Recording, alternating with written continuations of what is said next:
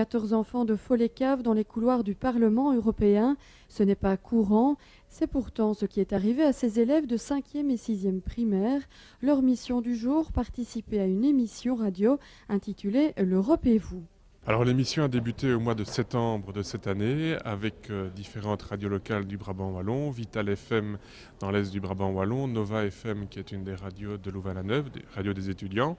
Et donc c'est un projet qui est né au départ d'une volonté de pouvoir impliquer les jeunes, d'intéresser les jeunes à l'Europe, mais pas nécessairement au travers de l'Europe institutionnelle, mais c'est l'Europe de tous les jours, la vie quotidienne.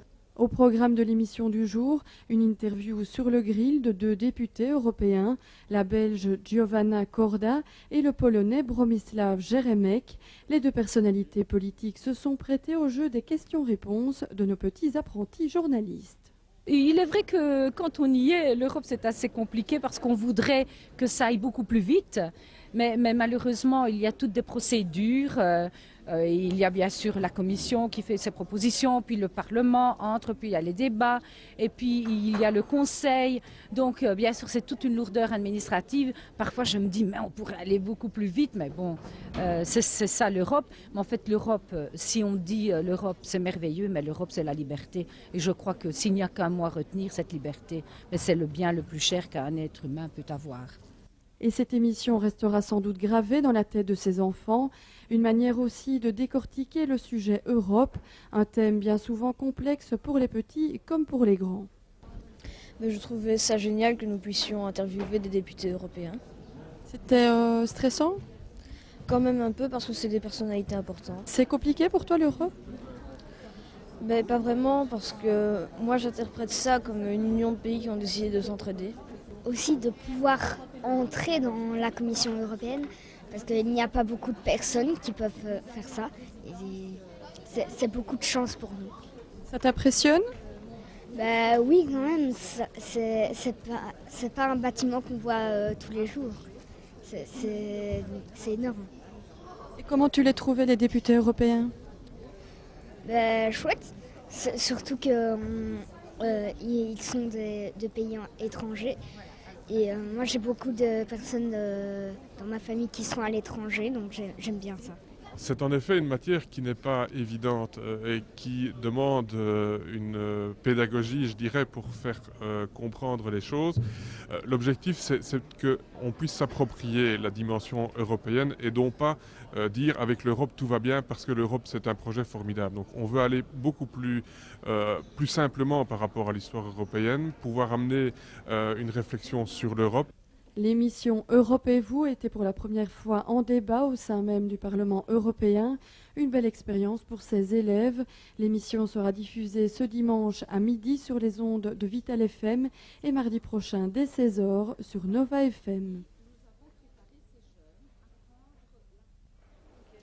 Après l'émission, pas question de quitter le Parlement européen sans en connaître les moindres détails. Et c'était parti pour une visite dans ces bâtiments immenses. Côté chiffres, 5000 personnes travaillent ici, dont 785 députés. Environ 5000 personnes travaillent ici à Bruxelles. Vous avez déjà 785 députés. Chaque député a 2-3 assistants, plus le personnel qui fait fonctionner toutes les unités. Donc effectivement, il y a environ 5000 personnes qui travaillent ici au quotidien. Une petite ville dans la ville, c'est d'ailleurs une raison pour laquelle il y a pas mal de services qui sont aussi offerts à tout ce personnel. Il y a des banques, agences de voyage, postes, restaurants bien entendu, donc un petit peu, comme je le disais, la ville dans la ville. Pour bien comprendre l'Europe, il faut d'abord en connaître les drapeaux et pourquoi pas immortaliser le moment par une photo de groupe. Mais l'endroit phare est sans doute l'hémicycle. La visite du Parlement s'inscrit pour ces élèves de Follet-Cave dans un projet global de meilleure connaissance des Belges du bout du monde. Mieux comprendre l'Europe constituait naturellement une première étape. La visite fait partie d'un projet global, c'est le projet de l'année qui est partir à la découverte du monde. Donc les enfants et moi-même avons décidé de découvrir le monde et les différents continents et nous voulions tout d'abord connaître les pays qui nous entouraient, donc l'Europe, l'Union européenne mais aussi le continent européen. Alors l'Europe, ça les intrigue ? très fort parce que la différence de langue, la différence de culture, la différence, ils se posent beaucoup de questions aussi par rapport aux droits de l'enfant. En Belgique, on vit comme ça, mais ailleurs, comment vit-on? Donc c'est pour ça aussi que ça les interpelle et qu'ils ont envie de rencontrer d'autres enfants.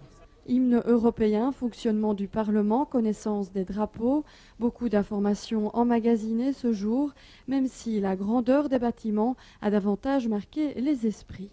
Et qu'est-ce qui t'a le plus impressionné ici? C'était la taille des bâtiments et la sculpture la sculpture qu'il y avait dans le bâtiment. Tu aimerais bien travailler ici? Oui, Pourquoi? il y a une bonne ambiance souvent. C'était bien, le Parlement européen, c'est très grand, impressionnant et c'était vraiment chouette de pouvoir, avec notre classe, pouvoir interviewer des députés européens.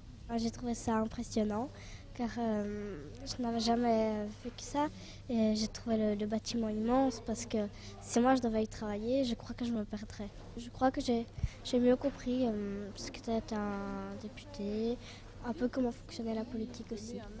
En ce 6 décembre, jour de Saint-Nicolas, c'est un beau cadeau que ces élèves ont reçu avec cette visite, une expérience unique qu'ils ne sont pas prêts d'oublier.